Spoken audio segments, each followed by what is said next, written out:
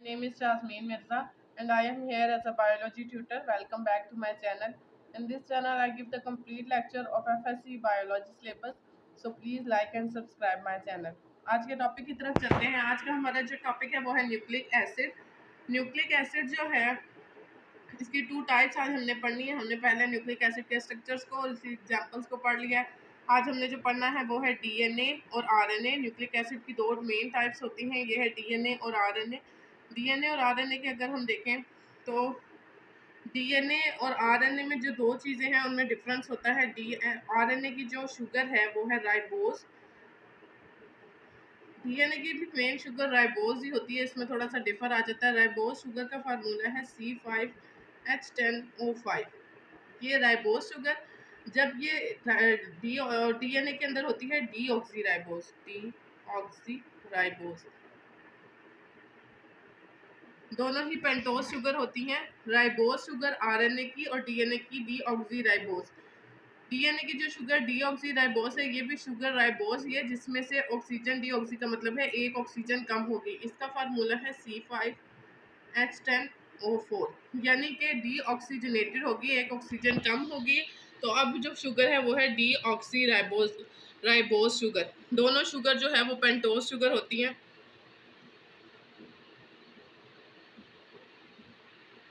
दोनों में ही शुगर का जो रिंग स्ट्रक्चर है वो कुछ इस तरह का होता है, यानी पेंटोज शुगर है ये दोनों। उसके बाद पहले हम डीएनए को डिस्कस करेंगे, उसके बाद हम आरएनए को डिस्कस करेंगे। तो डीएनए को हमने इसमें डिस्कस करना है और आरएनए को डिस्कस करना है। तो पहले हम डीएनए को देखेंगे। डीएनए और आरएनए में जो मेजर डिफरेंस है वो एक तो हमने देखा है कि शुगर का डिफरेंस होता है, इसके अलावा बेसिस का डिफरेंस होता है। डीएनए के अंदर हमारे पास जो बेसिस होती हैं वो है adenine, guanine, cytosine and then thiamine. D-adenine, D-adenine, ये DAMP यानी डी एडेनिन मोनोफास्फेट, और ये डी एडेनिन डाईफास्फेट और डी एडेनिन ट्राईफास्फेट भी हो सकती है। यानी फास्फेट में जितना अगर मोनोफास्फेट है तो एक, अगर दो फास्फेट लगेंगे तो हम इसे डाईफास्फेट कर देंगे, और अगर तीन लगेंगे तो ट्राईफास्फेट। इसी तरह गार्निन की जो बेस है वो GMP होती है, DCMP, और थायामीन की बेस होती है DTMP। तो ये बेसिस जो है ये यहाँ पर M जो लग रहा है ये मोनोफास्फेट का मतलब है। यहाँ पर अगर दो फास्फेट हो तो डाई, और अगर तीन हो तो ट्राईफास्फेट लगेंगे। इस तरह ये इसकी बेसिस है। और आरएनए के अंदर थायामीन की जगह यहाँ पर हमारे पास रिप्लेस होकर यूरासिल आ जाती है। तो आरएनए के स्ट्रक्चर को जब डिस्कस करेंगे आरएनए को, तब हम इसे देखेंगे। अभी जो हमारे पास बेसिस है वो है एडेनिन, गार्निन, साइटोसिन एंड थायामीन। इसे अगर हम देखें तो डीएनए का स्ट्रक्चर जो था मेन, उसे डिफरेंट साइंटिस्ट ने एक्सप्लेन करने की कोशिश की थी। रॉसलैंड फेरेलिन ने और मार्शल विलियन ने, इन दोनों ने जो है वो एक्सरे के ज़रिए जो है एक्सरेज के ज़रिए जो है इसका स्ट्रक्चर को एक्सप्लेन करने की कोशिश की। आर्विन कार्गलफ ने जो है वो रेशो बताया था। रेशो का मतलब है कि हम देखते हैं एडेनिन की बेस जो है वो बनाती है थायामीन के साथ, और गार्निन जो है वो साइटोसिन के साथ बॉन्ड बनाती है। ये बॉन्डिंग हमेशा एडेनिन थायामीन के साथ और गार्निन साइटोसिन के साथ बनाती है। तो आर्विन ने कहा कि एडेनिन और थायामीन के जो रेशो है वो इक्वल है, और गार्निन और साइटोसिन का रेशो इक्वल है। यानी ये इसके साथ बेस बना रही है, तो जितनी गार्निन है उतनी साइटोसिन प्रेजेंट होगी, और जितनी एडेनिन है उतनी थायामीन प्रेजेंट होगी। और वेस्टर्न और क्रिक जो था उसने जो इसका मेन स्ट्रक्चर है जो बहुत ज़्यादा प्रूवन इसका मॉडल है वो था वेस्टर्न और क्रिक का। तो वेस्टर्न क्रिक के मॉडल को स्टडी करते हैं, जिसमें कंप्लीट स्ट्रक्चर जो है वो डीएनए का बताया है।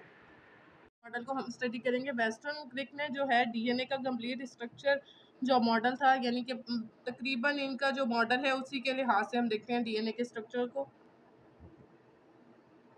डीएनए का स्ट्रक्चर उन्होंने बनाया। वेस्टर्न क्रिक ने कहा था कि डीएनए जो है वो पॉलीन्यूक्लियोटाइड की दो चेन से मिलकर बना होता है। पॉलीन्यूक्लियोटाइड की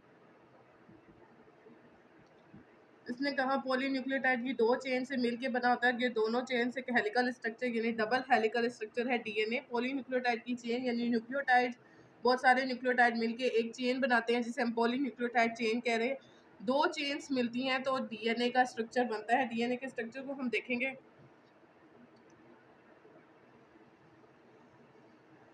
डीएनए का स्ट्रक्चर कुछ इस तरह हमारे पास होता है। डीएनए का डबल हेलिकल स्ट्रक्चर है, एक ये हेलिक्स है और एक ये हेलिक्स है, यानी पॉलीन्यूक्लियोटाइड की एक ये चेन है और एक ये चेन है। दो चेन्स यानी डबल हेलिकल स्ट्रक्चर, दो चेन्स मिलके एक डीएनए के कंप्लीट स्ट्रक्चर को बनाती है। तो ये हमारे पास डीएनए का स्ट्रक्चर पॉलीन्यूक्लियोटाइड चेन्स और डबल हेलिक्स के जो दो पॉइंट है ये यहाँ पर हमने देखे।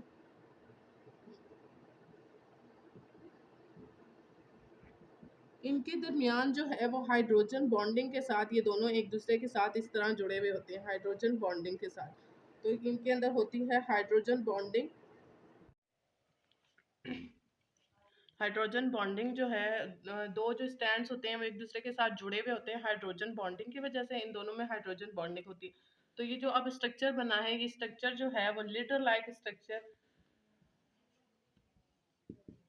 वेस्टर्न एंड क्रिक ने कहा था कि डीएनए का जो स्ट्रक्चर है वो एक लीडर लाइक स्ट्रक्चर है। इसमें हम देखते हैं कि ये एक सीढ़ी की तरह का की जो है अपीयरेंस देता है, इसलिए इसे लीडर लाइक स्ट्रक्चर कहा गया था। और हाइड्रोजन बॉन्डिंग होती है इनके दरमियान, तो एक लीडर लाइक स्ट्रक्चर बन जाता है। इसके अलावा इसमें पॉइंट जो थे वो था कि ये एंटी पैरेलल स्टैंड्स होते हैं। इसमें एंटी पैरेलल स्टैंड से ये मुराद है कि हमारे पास डीएनए में दो पॉलीन्यूक्लियोटाइड की दो चेन्स हैं, यानी दो स्टैंड्स हैं। एक स्टैंड जो है वो 3'5 है, तो जो दूसरा स्टैंड है वो यहाँ से 5'3 होगा, यानी दोनों एक दूसरे के पैरेलल हैं। एक जो है वो ऊपर से अगर हम इस तरह देखें, ये 3'5 है और ये 5'3 है, यानी ये एक सीधा और एक दूसरा उल्टी तरफ से लगता है, यानी दोनों स्टैंड जो हैं वो एक दूसरे के एंटी पैरेलल होते हैं। डीएनए का जो स्ट्रक्चर होता है इसमें दो ग्रुप्स होते हैं, इसे कहते हैं मेजर ग्रुप,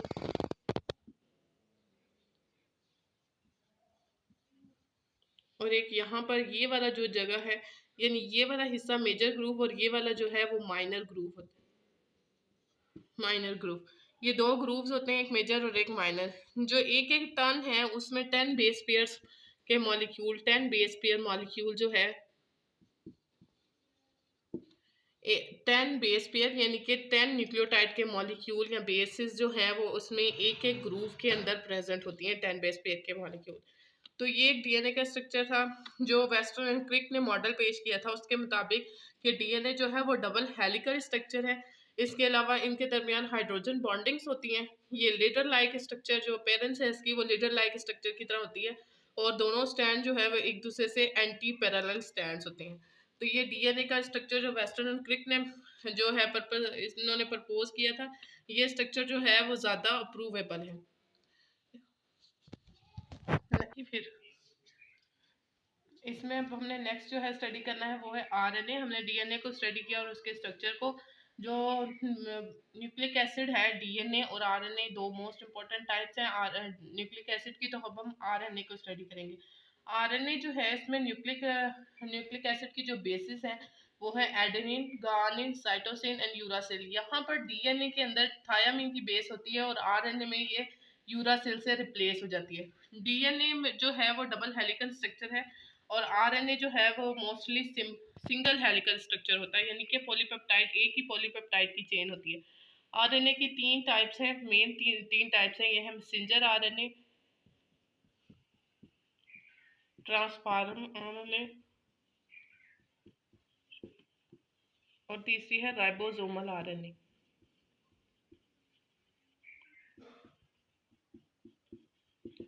तो जो मैसेंजर आरएनए है ये सेल के अंदर प्रेजेंट होता है 4 to 5%।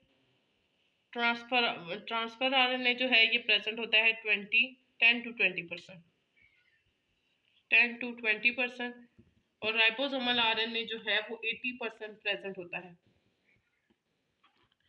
तीनों की जो सिंथेसिस है या जो इनकी सिंथेसिस में एंजाइम यूज हो रहे हैं, पॉलीमरेज एक इम्पोर्टेंट एंजाइम है जो सिंथेसिस कराता है मैसेंजर आरएनए की। तो मैसेंजर आरएनए के अंदर पॉलीमरेज 2 पॉलीमरेज 2 जो है वो मैसेंजर आरएनए की सिंथेसिस करता है। पॉलीमरेज 3 जो है वो ट्रांसफार्मर आरएनए की सिंथेसिस करता है। और पॉलीमरेज 1 जो है वो राइबोसोमल आरएनए की सिंथेसिस करता है। यानी इन तीनों में जो मेन रोल प्ले कर रहा होता है, पॉलीमरेज जो है वो एक एंजाइम है जो मेन रोल प्ले करता है इनकी सिंथेसिस में। तो 2 जो है वो मैसेंजर आरएनए को सिंथेसाइज करता है, 3 जो है वो ट्रांसफार्मर आरएनए को, और 1 जो है वो राइबोसोमल आरएनए को सिंथेसाइज करता है। इनके फंक्शंस को अब हम देखेंगे कि इन तीनों के जो फंक्शन है वो डिफरेंट होते हैं, सबका स्पेसिफिक एक फंक्शन है। तो इनके फंक्शंस को देखते हैं। ये 3 टाइप्स हमारे पास मैसेंजर आरएनए, ट्रांसफर आरएनए और राइबोसोमल आरएनए, तीनों जो है वो प्रोटीन सिंथेसिस के अंदर काम कर रहे होते हैं। मैसेंजर आरएनए के पास होती है इंफॉर्मेशन, ये इंफॉर्मेशन को कैरी करता है। इंफॉर्मेशन किस चीज़ की होती है? प्रोटीन सिंथेसिस की। प्रोटीन सिंथेसिस का सीक्वेंस जो होता है उसको कैरी करता है। मैसेंजर आरएनए जो है ट्रांसक्रिप्शन का जो प्रोसेस होता है, ट्रांसक्रिप्शन के प्रोसेस में जब डीएनए से मैसेंजर आरएनए बनता है तो मैसेंजर आरएनए डीएनए की इंफॉर्मेशन को कॉपी करता है और फिर उसको लाके राइबोसोम के पास प्रोटीन का जो सही सीक्वेंस होता है वो उसके अंदर सारा सीक्वेंस की जो इन्फॉर्मेशन होती है वो मैसेंजर आरएनए के पास होती है। उस सीक्वेंस को देख के, उस सीक्वेंस को रीड करके फिर प्रोटीन बनाई जाती है। हमें पता है कि 20 टाइप के बेसिक अमाइनो एसिड्स हैं और 10,000 टाइप की जो है हमारे पास प्रोटीन्स होती हैं। तो ये जो सीक्वेंस है, जो डिफरेंट टाइप्स की प्रोटीन बनती हैं वो इसी तरह बनती हैं कि मैसेंजर आरएनए एक स्पेसिफिक सीक्वेंस को डीएनए से कॉपी करके लेके आता है और उसके बाद उसको प्रोटीन सिंथेसिस का प्रोसेस जो है वो कंप्लीट करता है। तो ट्रांसफार्मर आरएनए जो होता है, ये तीनों जो है वो प्रोटीन सिंथेसिस में काम कर रहे हैं। राइबोसोमल आरएनए राइबोसोम के अंदर प्रेजेंट होता है। राइबोसोम के हमारे पास 2 यूनिट्स होते हैं, एक होता है एटीएस और दूसरा है 20S। ये 2 यूनिट ये राइबोसोम का स्ट्रक्चर। और राइबोसोम जो है वो मशीनरी होती है प्रोटीन बनाने के लिए, यानी कि राइबोसोम एक साइट है जिसके ऊपर प्रोटीन बनानी है। इसके प्रोसेस को हम थोड़ा सा डिस्कस करेंगे ताकि जो है वो तीनों का रोल सही तरह समझ आ जाए। ट्रांसफर आरएनए क्या करता है? अमाइनो एसिड्स को लाके मैसेंजर आरएनए के ऊपर जो सीक्वेंस है उसको रीड करता है और उसके अकॉर्डिंग अमाइनो एसिड्स लाके पॉलीपेप्टाइड चेन के साथ अटैच करता है ताकि एक लॉन्ग चेन जो है पॉलीपेप्टाइड की यानी प्रोटीन जो है वो सिंथेसाइज हो जाए। और राइबोसोमल आरएनए जो है वो राइबोसोम के अंदर होता है और राइबोसोम जो है वो साइट होती है प्रोटीन सिंथेसिस की। तो इसके जो फंक्शन है यानी ट्रांसलेशन का जो प्रोसेस है उसको हम देखेंगे ताकि इन तीनों का फंक्शन समझ आ जाए। हमारे पास जो ट्रांसलेशन का प्रोसेस है, ट्रांसलेशन उस प्रोसेस को कहते हैं जिसमें प्रोटीन की सिंथेसाइज होती है। यानी कि मैसेंजर आरएनए ट्रांसक्रिप्शन के प्रोसेस से डीएनए से मैसेंजर आरएनए बनता है और उसके बाद ट्रांसलेशन के प्रोसेस से मैसेंजर आरएनए से प्रोटीन बनती है। तो होता क्या है, ये राइबोसोम का एक स्ट्रक्चर है। ये है लार्जर सब यूनिट। लार्जर सब यूनिट जो है वो 80S का होता है और जो स्मॉलर सब यूनिट है ये है 20S का। ये 2 यूनिट होते हैं राइबोसोम के। तो ये दोनों यूनिट जो है वो सेपरेट होते हैं और उसके बाद मैसेंजर आरएनए यहाँ पर आ जाता है। ये है messenger RNA. Messenger RNA messenger RNA ribosome के जो 2 यूनिट्स हैं उनके दरमियान आके आता है और राइबोसोम का जो लार्जर सब यूनिट होता है यानी एटीएस, उसमें 3 साइड्स होती हैं। ये है अटैचमेंट साइड, पेप्टाइड साइड, ये जो है इसमें पॉलीपेप्टाइड चेन जो है वो एलोंगेट होती है, और ये है एक्सिट साइड। ये 3 साइड है। काम कैसे, ट्रांसलेशन का प्रोसेस कैसे हो रहा है?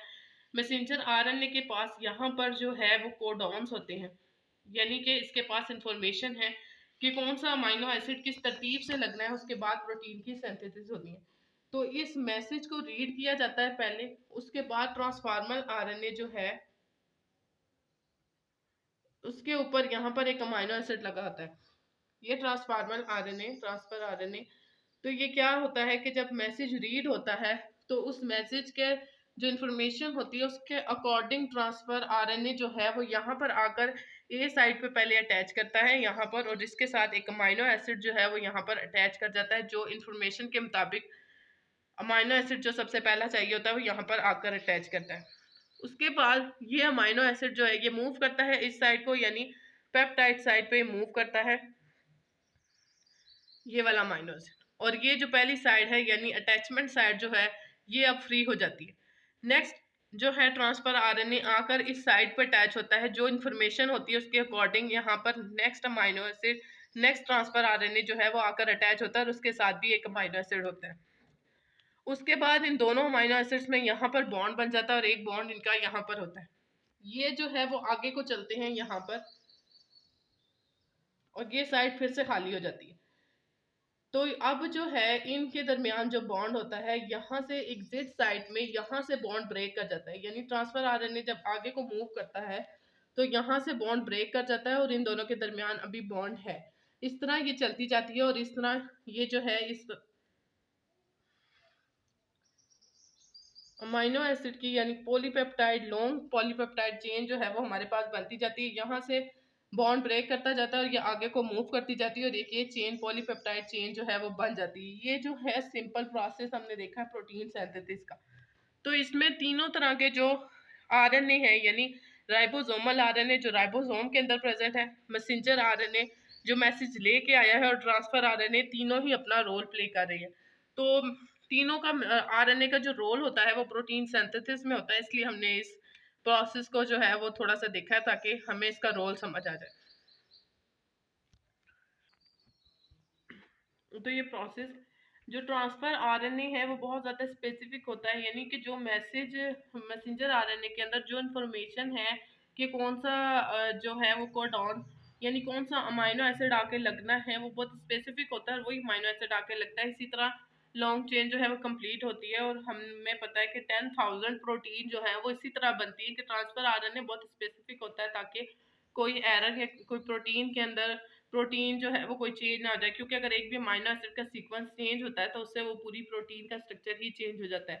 तो ये आज का हमारा लेक्चर था जिसके अंदर हमने डीएनए और आरएनए को स्टडी किया है, दो टाइप्स। इससे पिछले लेक्चर में हमने न्यूक्लिक एसिड की टाइप्स को, यानी मोनो न्यूक्लियोटाइड, डाई न्यूक्लियोटाइड और पोली न्यूक्लियोटाइड्स की जो एग्जाम्पल थी उसको स्टडी किया था, उसके स्ट्रक्चर को देखा। उससे पहले जनरल हमने न्यूक्लिक एसिड को भी देखा था। तो आज हमारे पास दो इंपॉर्टेंट टाइप्स थी, डीएनए और आरएनए, जो न्यूक्लिक एसिड की मोस्ट इंपॉर्टेंट टाइप्स होती हैं। तो उसको आज हमने स्टडी किया। तो मुझे उम्मीद है कि लेक्चर समझ आ गया होगा। अगर इसमें कोई कन्फ्यूजन है तो आप मुझसे कमेंट करके पूछ सकते हैं। Thank you.